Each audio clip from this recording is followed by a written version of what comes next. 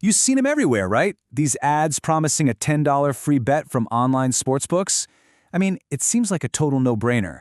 But what if I told you that free $10 is actually part of a massive, mostly hidden financial strategy?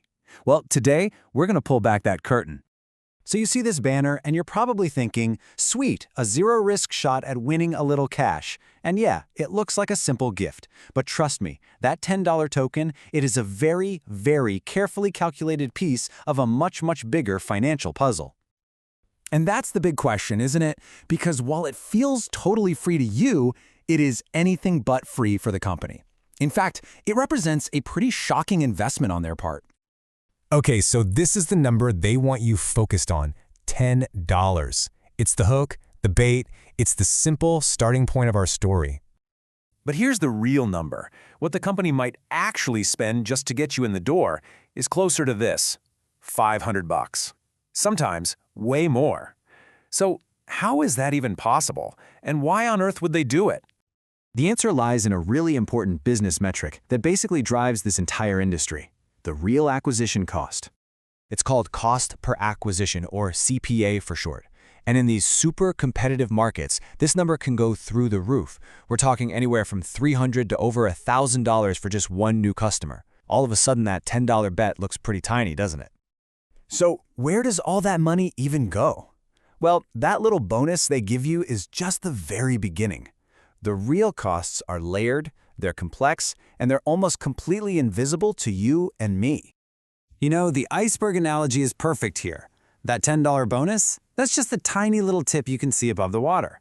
The massive hidden part of the iceberg underneath is everything else. The huge TV ads you see during the game, the stadium sponsorships, the endless social media campaigns, and, this is a big one, the fees they pay to affiliate websites that pointed you in their direction. So why spend all that cash? Because these companies, they are not interested in your first $10 bet. Not at all. They're playing a much, much longer game. And they're betting on your future. This all gets justified by another metric called customer lifetime value, or CLV.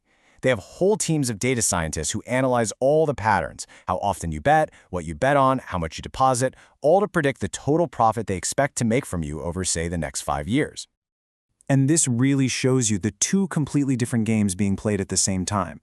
From your point of view, it's all about this one bet, a quick chance to win now. But from their perspective, it's a long-term investment. They are not thinking about today. They are thinking about the next 5 years of your activity. It all fits into this really clear 4-step playbook. First, they predict your CLV. If their model says you're potentially worth thousands to them, well then spending up to $1,000 on your CPA becomes a brilliant business move. After that, it's all about keeping you around, using personalized offers to keep you engaged so they can ultimately profit from that long relationship. Okay, so we've broken down their strategy. But what does all of this actually mean for you, the player? How does knowing this change the way you look at that next bonus offer you see? Honestly, the best way to think about it is this. It's not a free lunch. It's the cost of their first date with you. That bonus is this huge incentive for a long-term commitment, and you can be sure they are hoping it leads to a very, very long relationship. So, the next time you go to claim that free $10, just remember the hundreds of dollars they've probably budgeted just for you. It's a powerful reminder that this isn't some casual thing. It's the calculated starting point of a financial partnership where they fully expect to come out way ahead. And that really leaves us with one final thought. These companies have an incredibly sophisticated business model, built on data and long-term predictions.